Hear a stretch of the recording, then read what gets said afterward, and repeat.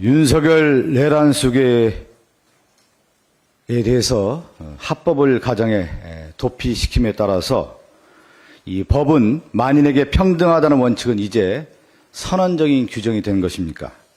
대한민국에 특권 계층이 존재한다는 것을 법원과 검찰이 증명했습니다.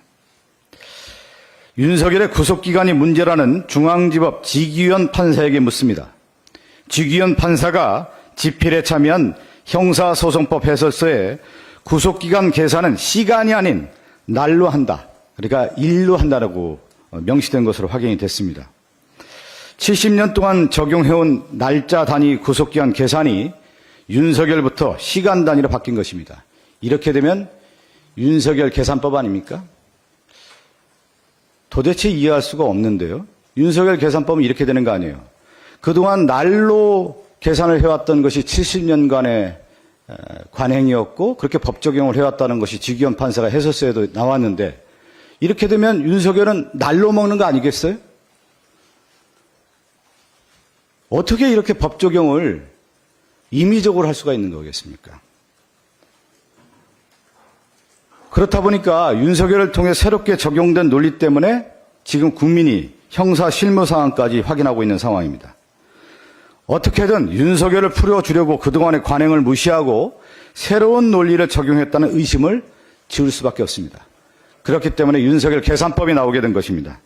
윤석열에게 적용한 기준을 지기현 판사가 돈도 백도 없는 사람에게 적용하는지 지켜볼 것입니다. 국민이 묻습니다. 이러한 윤석열 계산법에 의한 첫 특혜가 왜 윤석열에게 적용됐는지 묻고 있습니다.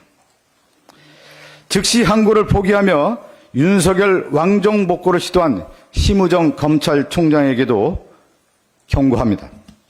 이번 결정은 검찰 역사의 최대의 오명이 될 것입니다. 완전한 패착입니다.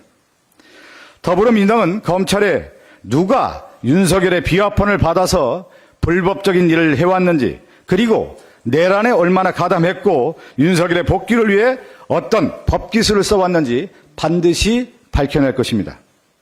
최상목 권한대행에도 한 말씀 드립니다. 좌고우면하며 윤석열 눈치만 보면서 마은혁 재판관 임명을 보류하고 내란 특검도 임명하지 않고 명태균 특검도 수용하지 않는 최상목 권한대행의 책임이 매우 큽니다. 내란 사태를 수습해야 할 본인의 책무를 망각하고 오히려 내란 수계의 복귀를 준비한 것이나 다름없습니다. 대통령 권한대행 자리를 감당할 능력이 없는 내란 대행일 뿐입니다. 위기에 빠진 대한민국을 바로 세우기 위해서 지금 시점에 물러나는 것이 현명한 처사입니다. 최상목의 우유부단함과 심우정의 영악함이 국민의 내란 트라우마를 더욱더 키우고 있습니다. 윤석열의 이러한 범인 도피 행각으로 인해서 또다시 국민의힘이 경고망동하고 있습니다. 계속 그렇게 하길 바랍니다. 결국 국민에게 외면받고 곁에는 극단적인 세력만 남게 될 것입니다. 이 나방이 불에 뛰어드는 것은 그러한 모습과 함께 국민의힘이 그런 불 속으로 뛰어드는 모습입니다. 지금 시점에서 결정해야 될 일은 지금의 국가의 위기를 극복하는 유일한 길은 바로 내란 속의 윤석열을 파면하는 것이 국민의 고통을 덜어주고 위기를 극복하는 길입니다. 이상입니다. 제31차 원내대책회의를 마치겠습니다.